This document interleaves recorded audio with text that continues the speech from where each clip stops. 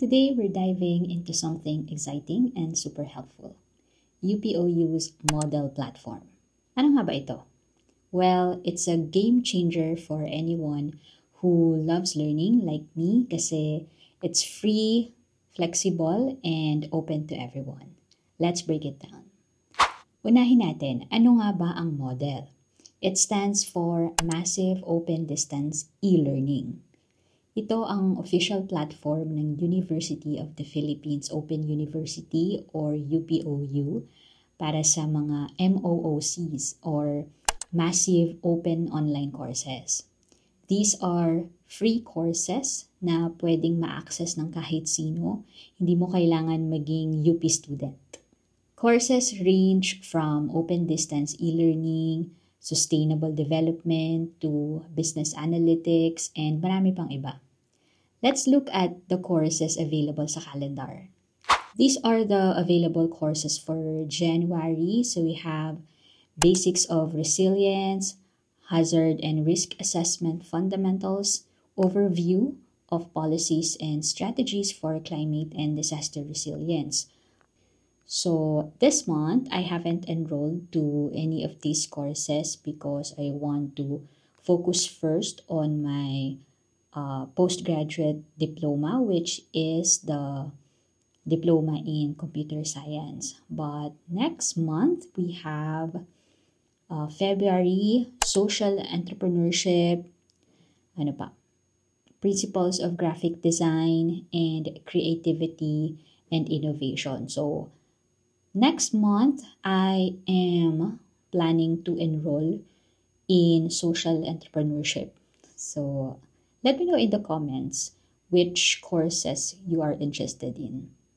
In March, we have a lot of courses. We have the Introduction to Open Distance E-Learning, Strategic Planning in Open Distance E-Learning, Understanding the Child Better Resilience Strategies across the 4 pillars, Introduction to Biodiversity Mainstreaming and Approaches in the ASEAN Region, Strategies and Best Practices on Mainstreaming Biodiversity in Agriculture, Policy Development and Governance Supporting Agro-Biodiversity, and AI Essentials, Theory and Practice. So I think I will be taking the AI Essentials, Theory and Practice in March since it's also related to my current degree that I am taking in UPOU, which is computer science. In April, we have the following courses: Maging mapanuring botante at mamamayan, especially that we will be having senatorial election. It would be a good course to take. So we have Introduction to Technology for Teaching and Learning, Introductory course on Contact Center Services, Quality Assurance in Open Distance E-Learning, Learner Support in Open Distance E-Learning, Legal Instruments for the Protection of Children, Script Writing for Educational Video Materials, and Project Management. I will be taking here script writing for educational video materials because I believe it will help me in writing scripts for my YouTube videos and podcasts as well, and also project management. So UPOU offers technology in open distance e-learning, teaching and learning with modern ICTs, business analytics concepts and frameworks, and online mother's class on newborn and infant care. I am interested in business analytics concepts and frameworks for me. So obviously I won't be taking all of this. I am just choosing 1 to 2 courses to take in each month since yun lang yung kaya ng time ko. In June, what are these courses? Gender sensitivity training, blended teaching and learning using open educational resources, institutional mechanism towards child rights protection and promotion, creating educational materials using Powtoon, or is it Powtoon? Identifying red flags, This is interesting. And AI in education, teaching and learning strategies. Let's proceed with July. We have here introduction to open distance e-learning, strategic planning in open distance e-learning, introduction to technology for teaching and learning, fundamentals of marketing, e-commerce essentials, a beginner's guide to online business, introduction to permaculture, the ethics of permaculture design and principles. In August, we have here teaching and learning with modern ICTs, planning programs on child rights protection and promotion, developing and producing an interactive educational video material, quality assurance in open distance e-learning, and learner support in open distance e-learning.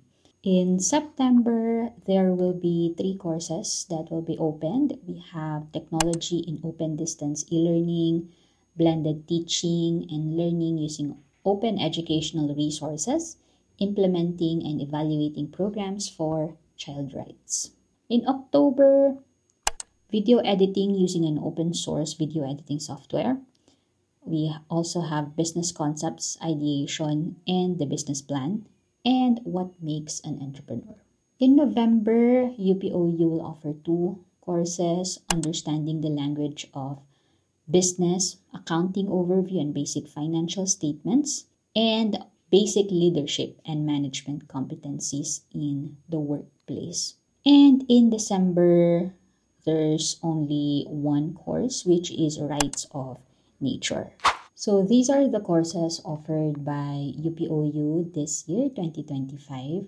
Ang maganda pa dito, self-paced ang lahat ng courses. So kahit busy ka, you can study at your own time. And most courses take 3 to 8 weeks to finish with just 3 hours of study per week on average. O diba? Very manageable.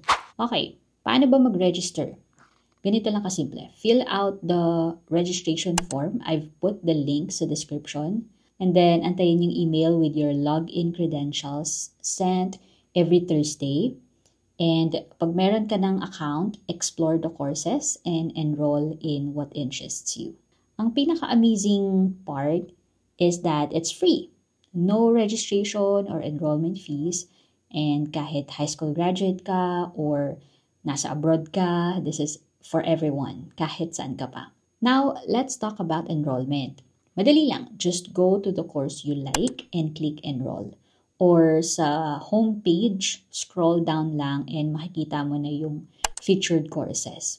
Makikita natin dito if you can enroll or opening soon pa lang. Super user-friendly talaga.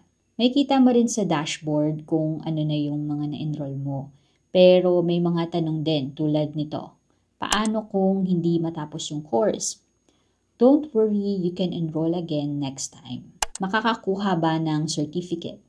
Yes, may certificate ka na marireceive at least 2 weeks after matapos yung course. May QR code for verification and pwede mo din ilagay sa resume mo as 16-hour training. Super helpful lalo na kung naghahanap ka ng ways to upskill. Pwede ba ito maging CPD units? Sa ngayon, hindi pa, as far as I know. Pero pwede mo din itong ipakredit under self-directed learning sa PRC. Ito rin actually yung habol ko, especially dun sa courses na related sa education because I'm about to renew my PRC license this year. May limit ba sa number of courses na pwedeng kunin? No limit. Pwede kang mag-enroll sa lahat ng gusto mo, pero make sure na kaya mong sabayan yung schedule ng bawat course. As we discussed earlier, monthly yung availability ng courses. Available ba ang platform kahit saang bansa? Yes, kahit saan ka man sa mundo. Basta may internet access, you can use Moodle. So bakit nga ba sulit gamitin ang Moodle? Here are some key benefits. Number 1, free access. Wala kang babayaran kahit enrollment fee. Perfect para sa mga gustong mag-aral on a budget. But as long as may internet access ka, of course. Second one, wide range of topics. From business to environment. May something for everyone. Number 3, flexible learning. Study at your own pace, anytime, anywhere. Number 4, professional growth. Certificates can be added to your resume or LinkedIn profile. And number 5, global community. Makikilala mo rin yung ibang learners from different parts of the world. Before we wrap up, here are some final reminders.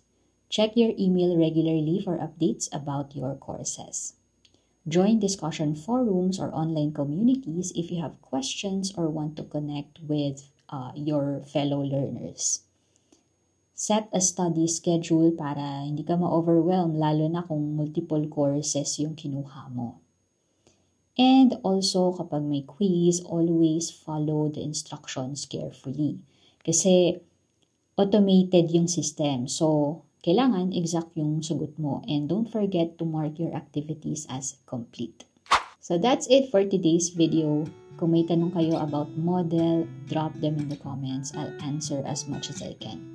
Don't forget to like, subscribe, and share this video para mas madami pang makaalam about this amazing platform of UPOU. Just a disclaimer, I am not a part of UPOU admin. I'm just also a student like you who is always hungry for new learning. Till next time, keep learning and stay inspired.